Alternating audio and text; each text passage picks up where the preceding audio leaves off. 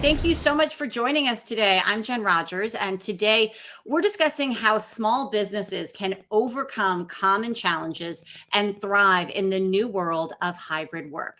Joining me for this discussion is Amy Steele Vanden-Eykel. She is the Chief Marketing Officer for Staples Inc. Amy and her team lead marketing for Staples.com and Staples Advantage. These two e-commerce platforms, as well as their network of stores, support businesses of all sizes, and we're thrilled she's here and excited to dive in.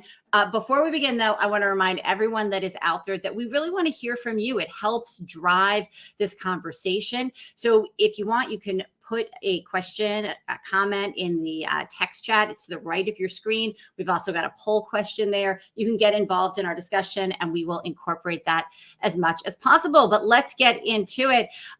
Let's start, Amy, just a little bit about Staples' mission and really why Staples has so much depth around small business. Great. Hey, Jen, happy to be here. Let me take those sort of in piece parts and start with the mission, and then we'll talk about the small business knowledge. In terms of our mission, we really pride ourselves on being a trusted partner with small businesses. It's our heritage. The company was founded on this premise, so we've been learning alongside our customers for decades. Our role is to ensure that customers and employees are connected, they're productive, they're comfortable, and they're working in clean spaces using products that range from traditional office supplies to technology to furniture, and even services like printing services or shipping. So we work with over 6 million businesses, ranging from sole proprietorships to large enterprises. In fact, we work with 75% of the Fortune 100. So to serve them, we really have to make sure we understand their needs. We interact with them. This is getting on the piece of the small business knowledge. We interact with them both casually, day to day. We also field a number of research studies. I think last year we did almost 100. So, as you look at really the knowledge that you do have, help us set the stage by giving us a sense of what the challenges businesses are facing today. What are you hearing? Yeah, it's really been an evolution over the last several years through the pandemic. So we've had to stay quite in touch because things change. It's very dynamic. What we saw when we recently polled our customers is that they are increasingly positive. So 50% or more expressed more of a positive outlook over the next several months of work, using words like confident or motivated. But as we've heard a lot during this session, there are lingering concerns that have been very consistent. So 20% reported more negative emotions. And no doubt these are tough times. They're worried about staffing, the great resignation, when they are hiring and onboarding. They're worried about doing so in a world where the employees might be remote or hybrid. There's supply chain issues, there's inflation, there's keeping employees motivated and productive. So there's a lot there. But what we found is, regardless of the outlook of the sentiment or the outlook externally, there's sort of a common thread that businesses, to thrive in these changing times, they have to embrace that the world of work is really continuing to evolve. And to be successful, they have to be conscious of their customers and their employees' needs and have solid plans to adapt to the new realities. I want to dive into that evolution. I do want to point out that the poll seems to be resonating with what you just said. We do have a poll here. If you haven't answered it, feel free to. The majority of people talking about the challenges they're facing do have to do with maintaining productivity among remote workers, as you were talking about, keeping dispersed teams connected and engaged. Those are the top two answers right now. So as we talk about this evolution, are we on a direct path right now to this new world of work, or is progress going to ebb and flow based on counts and other developments? How does this look? Well, I think that's the $1 million question, and the data is evolving, but the data right at this moment is that we are headed in a direction of the new normal, rather than maintaining or increasing pandemic precautions. So let me give you a few data points on that. One is Castle, which is the security company that many of us do the badge swipes as you walk into the office. They track large office occupancy rates, and they reported in mid-April that rates are at a pandemic high.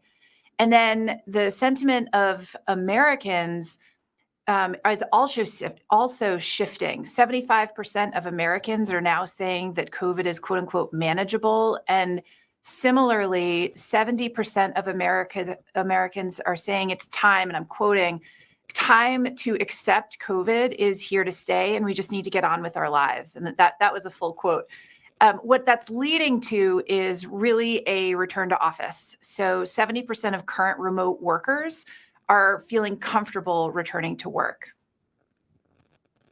So, all right, if that was the $1 million question, then I have the $2 million question because this is what we're hearing from companies. We have this data, but I guess it really begs the question of what the new normal actually is going to look like, right? It's not clear completely right now, but in the future, what do you think it looks like? Yeah, I think that's exactly right, that it's not clear, and that the key is that it's evolving. So some businesses are fully back in the office, some never left, others are 100% remote. Right now, in this moment of time, the majority of companies that can be hybrid are hybrid. So you've probably read in the news that many large companies like a Nike or a Wells Fargo, Google, they've announced plans to be in the office 3 days in, 2 days remote starting in the spring. And in fact, 75 to 85% of people report wanting to be back in the office at least part-time. The funny thing about those numbers is that the 75% versus the 85% depends on whether or not folks are introverted or extroverted. So the key is, for this audience, is really that we have to be prepared for hybrid work and stay in tune also with how that's changing and how your customers' needs are changing, how employees' needs are changing, because it's continuing to evolve. So how should businesses prepare as you talk about this evolution? I mean, it sounds like a lot of flexibility. Yeah, that's true. And the key is frankly to stay in tune and be flexible. So over the last couple of years, our customers' focus has been on ensuring that their employees are productive at home. So we've helped lots of customers approach this at a very basic level. It's things like we need to get fast delivery to residences of things to set up their home offices, whether it be desks or chairs or monitors, webcams, headsets, right? So that they can sit in a home office and be productive, just like the poll was saying is one of the challenges that the audience is facing. Our stores have been an awesome way for folks to run down the street and grab ink if their home printers running out of ink. One of the biggest challenges that our customers have faced while they've been working at home is dealing with tech issues. So what happens when they're home and they lose Wi-Fi and they're supposed to be on a Zoom call with their boss? So we've had to offer remote IT support to help with that they might have in an office, but they wouldn't necessarily have in home. One of the fun things that has evolved in this evolution or this changing times, there's sort of a unique way to do this that has been really interesting to more of our mid-market or our enterprise customers.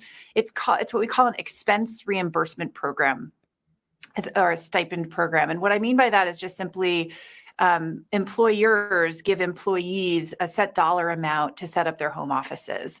And so if a company has an appetite for this, it's clearly great for hiring and retention, but it's also, there's some ahas that we've found as we've run this program. It can be a good risk avoidance tactic. So let me give you an example. If we offer a curated set of desk chairs that are proven to be ergonomically safe, we might avoid a workers' comp claim on back pain. So our customers have found that this program has been really helpful for them for the obvious reason, right? Like their employees have things like easy online ordering, customized list of products to choose from, delivery to their residences, store pickup. And then there's been other things that would have been surprises on a program like this. Like a big pain point has been things around administrative controls, like approval processes or invoicing or payment options, reporting. And I guess the bottom line is whether it's the very basic helping your employees to set up their home offices, or it's the more sort of advanced, how do we turn this into a retention technique? Our customers have found that hybrid is our current state, and we need to enable our employees to work from anywhere. So that's been some of our findings over the last couple of years. Wow. I mean, it's so interesting about Really all of that. I got my blood going talking about having your Zoom go down right before your meeting with your boss. I think we've all been there in the last 2 years. It's So true. you mean it's terrible. I've done it a couple times. So let's say you are a business and you're having your employees return to the office. What should they be thinking about? Yeah, well, return to office is definitely upon us, as I think many of us are feeling as our commutes have gotten a little bit longer. Um, I think the immediate step is to make sure that the environment is safe and clean and hygienic. So we're seeing a lot of our customers stock up with cleaning supplies like sanitizer, disinfectant wipes, cleaning solutions. And what's interesting is the sentiment behind that is both we need to make sure our offices are clean, but also there's sort of an emotional factor on that because there's a lot, the range of emotions of folks coming back to offices is quite varied. We're obviously seeing a ton of customers getting their offices ready with core items like, pens, paper, ink, et cetera. There's also a huge focus on collaboration, which is one of the things that we've really struggled with while we've all been at home. So some of it's the basics like whiteboards, right? But there's also really cool new technologies coming down the pike. Think of things like cameras that do a better job of focusing in on the speaker during a hybrid meeting. So folks on the line can see who's speaking more distinctly than a huge conference room in front of them. So, I mean, that talking about some of the new technology that's out there, what about new trends that you're seeing that businesses really should be aware of right now? Well, yes, there are a lot of them. A lot of them are actually in the furniture space to set up environments that work for dispersed or hybrid workforces. So let me give you a couple of examples. Hoteling or hot desking is one of them. This is the case where employees don't necessarily have a specific cube or an office. So when they come in, they sit wherever they want, which sounds wonderful. But what do you do if you have personal items? Or what if you need office supplies, a pen, a piece of paper? So we've seen new technologies or new products come out of this, things like a locker, a secure drawer to store their personal items. Maybe it's easy access to a stash of office supplies on a portable cart. We've also seen a lot of evolution in conference rooms. Employees, as I was mentioning earlier, there's this new push for collaboration, and employees need an engaging space to collaborate with colleagues. The rooms need to be more flexible and obviously need to adapt to having maybe half the audience remote and half in the room. The other funny one is everyone's restocking their break room, right? Because we're like excited to be back together again, but no one's digging their hands into like communal bowls of M&Ms anymore. I'm actually sort of surprised we ever did that ever. But so snack packs of break room items have actually gone through the roof. It depends how much you like M&Ms, I guess. That's true. That's true. What you're really, but I'm with you. I can't believe we ever did it either. I really like the locker idea, by the way. I'm into the locked drawer idea. To your earlier point, many of us, we're really operating within a dispersed team, as you talked about with the conference rooms. I mean, sometimes you got to get used to like half the people are remote and half of the people are going to be in the conference room. And this is actually something people are talking about in the chat as well. Norman Sherman brought it up. This big issue with the virtual workforce is building culture. So what's your perspective on team culture and dynamics in this new world of work? I mean, how do businesses get people engaged? How do they need to pivot here? Yeah, this is a really fascinating question. I think to start, it's really the acknowledgement that this is a new way of working and we have to be thoughtful about it. And to Norman's point on the chat, one big piece of this is to empower a workforce to feel included no matter where they're working. So just like a factoid, 12% of millennials, 16% of Gen Zs, feel like they can't get a word in edgewise during meetings. And it's way worse when half the attendees are in person and half are remote. But the fixes are actually fairly simple, in my opinion. And it starts with just being conscious of it. So if you're a leader, over communicate in settings that all can participate in, things like the progress of the company, the focus of the company, the financials, et cetera. Don't rely just on your management team. Don't rely on hallway conversations because not everybody is privy to those conversations. And if you're a team manager and you're often leading meetings, establish meeting norms, like always sharing a screen so that the remote audience can see content you're referring to, or calling on quieter teammates to make sure that their voices are heard. The key is really just being thoughtful about it and being respectful and conscious of folks that are really working from anywhere. Probably really good advice for all of us. Given the way that things are trending with businesses returning to office and navigating through the new normal with, I might add, it's hybrid employees and customers, you started off at the beginning saying that people are very positive in a way, and that's great to hear. And I'd like to talk about that because I think, are there unique opportunities that small businesses can capitalize on right now? Like, what are some of the positives here for them? Yeah, we've spent a lot of time, rightly so, talking about the challenges that businesses are facing, and by no means should we minimize that. But there are also opportunities that lie within challenges during dynamic times. It 100% requires agility and flexibility and the willingness to pivot. And it also relies on what I would call like a deep appreciation for and a knowledge of customers. And customer insight can come from anywhere. It can come from casual conversations, daily business as usual conversations with customers. It can come from project research with customer research teams. It can come from very sophisticated data science that use more like algorithms to predict behavior. But the key is to really appreciate that knowledge and then apply the knowledge to be relevant. If you're relevant, you can be a better partner. If you're a better partner, it leads to better, more successful customer acquisition, better customer development.